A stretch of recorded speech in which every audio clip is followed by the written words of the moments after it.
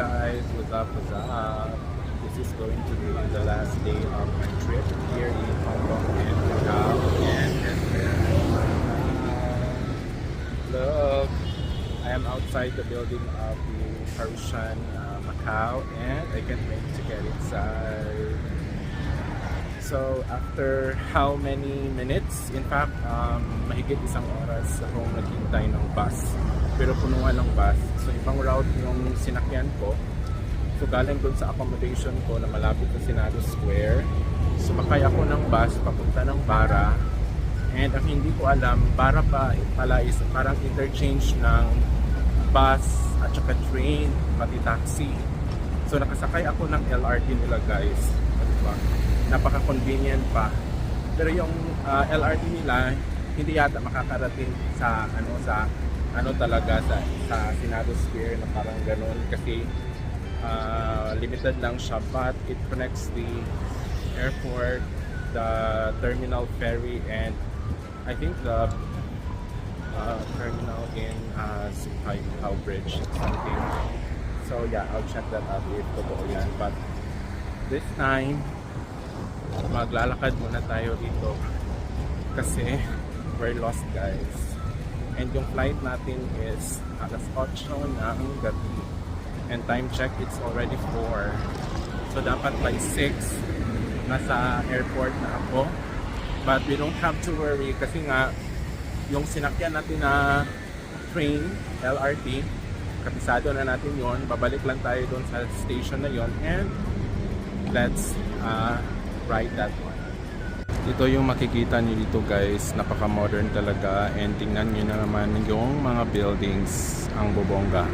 And parang may nakita akong building dito na may number 8 sa gitna. So parang yun yata yung Reels something. So if may time tayo, puntahan natin yan. But before that, puntahan muna natin ang Parisian Macau.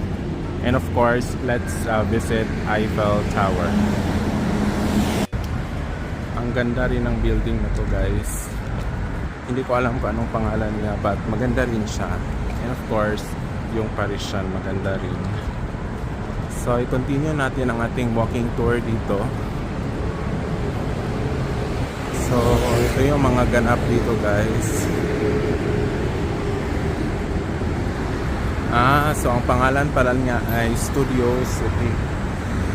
Studio City ang pangalan niya guys. So therefore, Studio City nga talaga yung kabilang building, look. And tingnan nyo kung anong meron sa likuran ko. Look! Eiffel Tower! OMG! So nandito nga yung mga turista guys. So meaning, tama na tong pinuntahan natin. And look at that amazing church. Para sa church na I'm not sure if it's a church, pero I think it's part of the attraction. Parang London yata yan. Parang London something Amazing. Hello, uy. And the Eiffel Tower guys. Look. And take a look at all those infrastructures na Paris inspired. Yung sa kabila is London. Sana nga ba yung iba? So yung Venetian, hindi ko pa siya alam kung saan siya guys, baka dun sa kabila. So ito yung ganap dito. And may naririnig na naman ako mga Pilipina.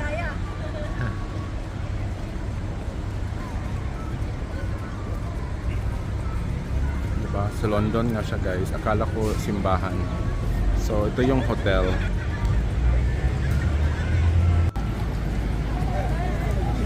So maraming tao dito guys, they are taking their time para makapag-picture. And amazing nga naman guys, hindi kasi natin afford mag Eiffel Tower, mag Paris, so kaya dito na lang sa Macau. And kung di nyo rin afford mag London, doon na lang kayo sa Londoner. Diba? Ang ganda guys. And maraming mga building dito, yan yung MGM. And sa pinakita ko na kanina, yan yung Studio City. And ang bongga din ng buildings niya guys. Guys, I am now inside here.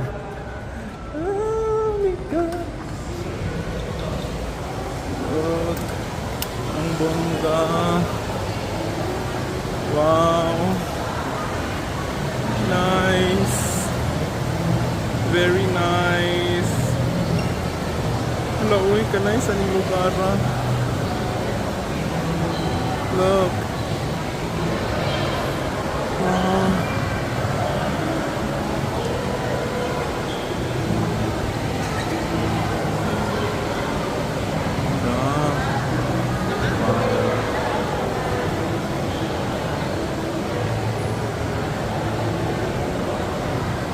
Check this out, guys. Wow. Wow. Wow. Wow.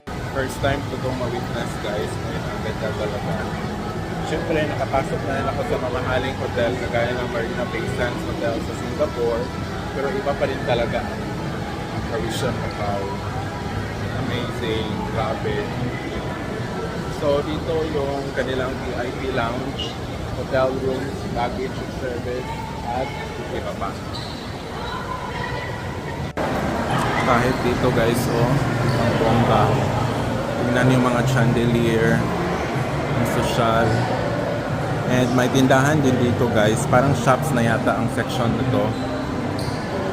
Tapos yung mga chandelier, ang gagara. And ano pang meron dito? May ATM din. By the way, dyan ka mag-check-in kapag nakapag-book ka ng room dito. Diba? Amazing.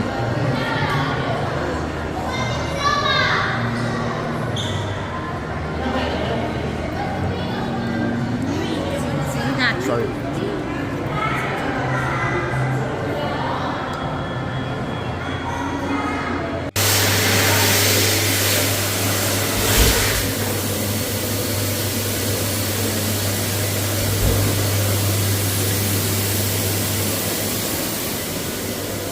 We are on the other side of Parisian Macau, guys, and as usual marami ring tao dito, guys, kagaya kanina doon sa kabilang side, and marami sa kanila dito ang naghihintay ng masasakyan.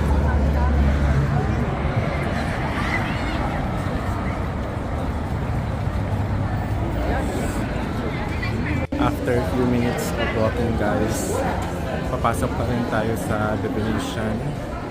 And ito yung itsura nyo, guys. Tingnan nyo yung building. So yan yung definition. And ang ganda niya. Sayang, no, hindi pwedeng pumunta dito kasi pang car itong space nito. Pero maganda siya. So dyan yung papasok ng The Venetian, guys. And let's stay here para makapag-picture taking tayo. Let's go. Hindi ko alam, guys, kung anong meron dito, no, pero ang dami talagang tao dito sa part na to. Look, I'm not sure if sa Big Ben lang ba sila nagpapapicture or ano. So marami ring magagandang mga buildings dito. So I think this is still part of the Venetian Macau and Parisian Macau. Grabe, guys, ang daming tao dito sa Venetian Macau. Bongga. Look at that. Marami nagpipicture dyan. Grabe, oh. Nice case siya, guys. Wow. Check this out, guys. Nandito tayo sa Grand Canal and legit. Mukhang ang tutuwang lang. Pero ito naman na may ano siya. Parang may circle. So, yeah. Pero upon first look, para talaga siyang totoo kasi para siyang tumatagal. Grabe at malamig dito, guys. Look. Amazing. So, galing ako doon. Tapos paglabas mo, ito na yung makikita mo. Look. Amazing.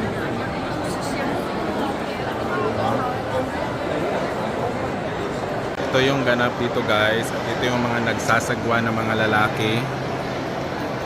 Diba? Bongga. Pero hindi na ako pupunta doon kasi kailangan ko nang pumunta ng airport. Ito yung mga ganap dito, guys. And same with the Parisian Macau. Meron din dito mga mamahaling mga brand. And some of them is not very familiar to me. But ako ay aalis na guys. Kailangan ko nang pumunta ng airport. So I have to go to the west lobby. Sabi ng lalaki, straight and then left. So tingnan natin kung tama ba yung sinabi niya guys. So may entrance kapag bababa or i-check lang. Okay.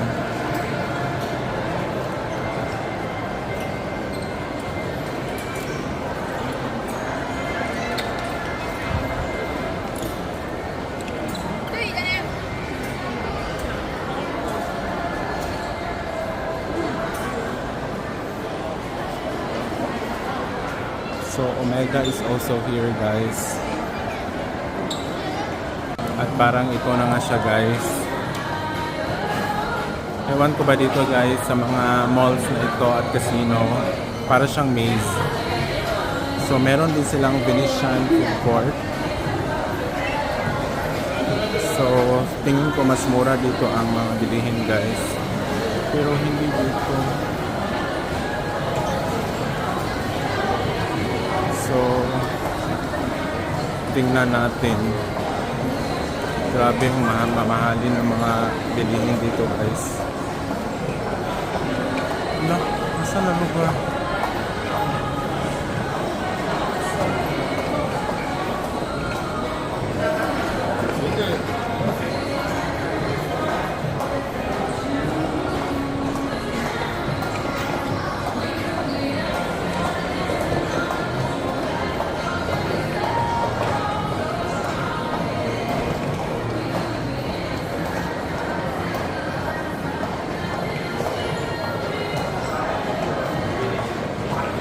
Ang layo ng West Lobby guys.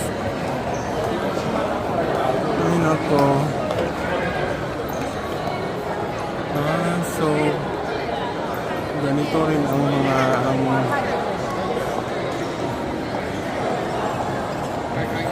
hopefully dito na sana guys. Ang layo ko ng lakad ko. Sana sumakay na lang pala ako ng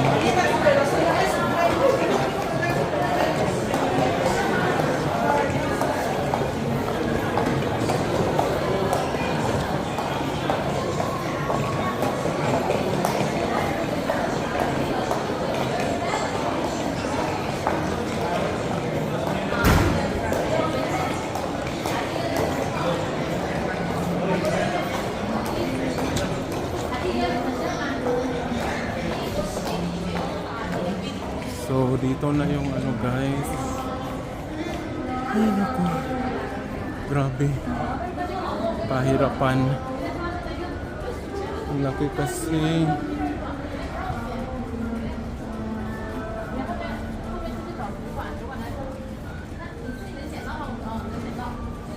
So doon sa baba yung sakayan guys. Hopefully makarating tayo ng airport ng maaga.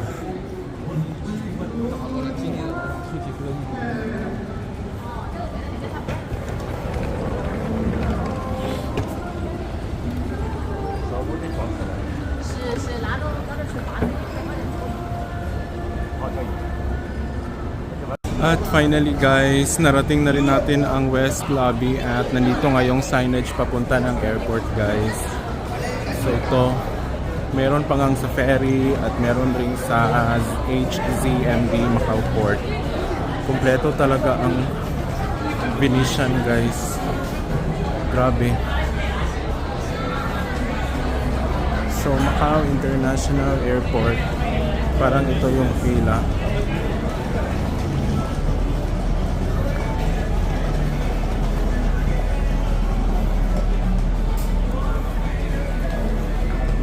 International Airport. Meron doon yung isang pila is para sa Macau Ferry Terminal at yung isa naman is para sa bus. Diba? And ito yung mga buses guys.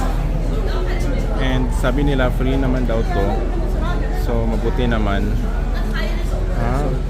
Ito nga pala, ito nga talaga yung West Lobby.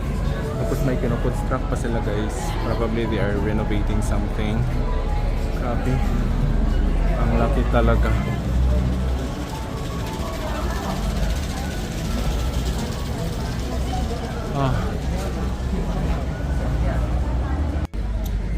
Sa tingin ko makakahabol naman tayo guys. Hindi naman tayo. Lapit na kasi yan.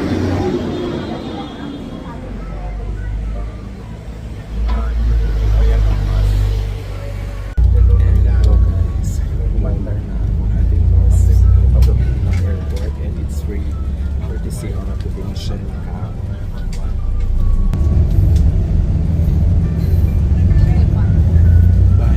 歡迎乘坐金光穿梭巴士，本車嘅目的地為澳門國際機場。歡迎乘坐金光穿梭巴士，本車的目的地為澳門國際機場。Welcome on board Kota Shuttle Bus. Our destination is Macau International Airport.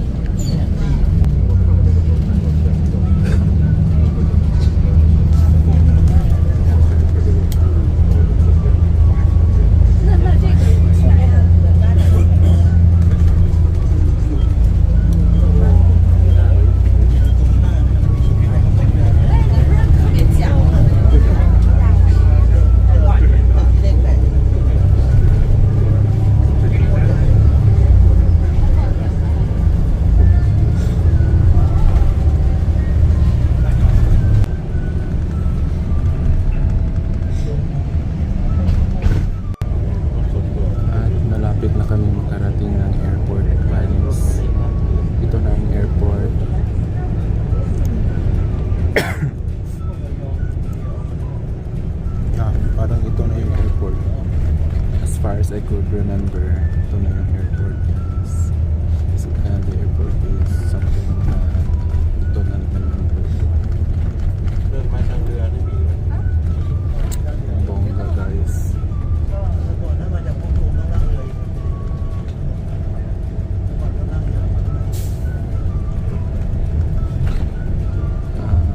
I could still remember also na dyan ako naglakad.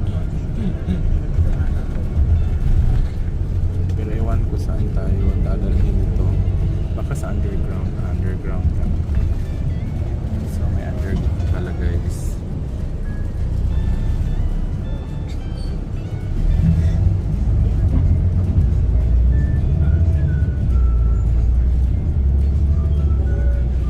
And yan yung papunta ng ferry terminal guys.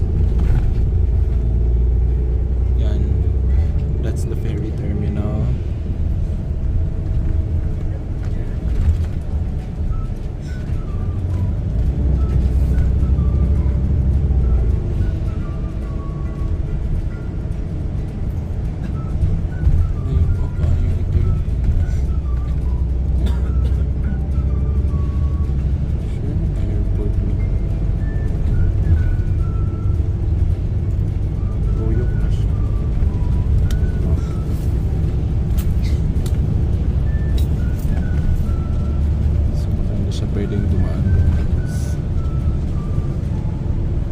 And I am finally here sa airport guys. Salamat to Venetian Macao for having a free shuttle ride from the Venetian Macao going here.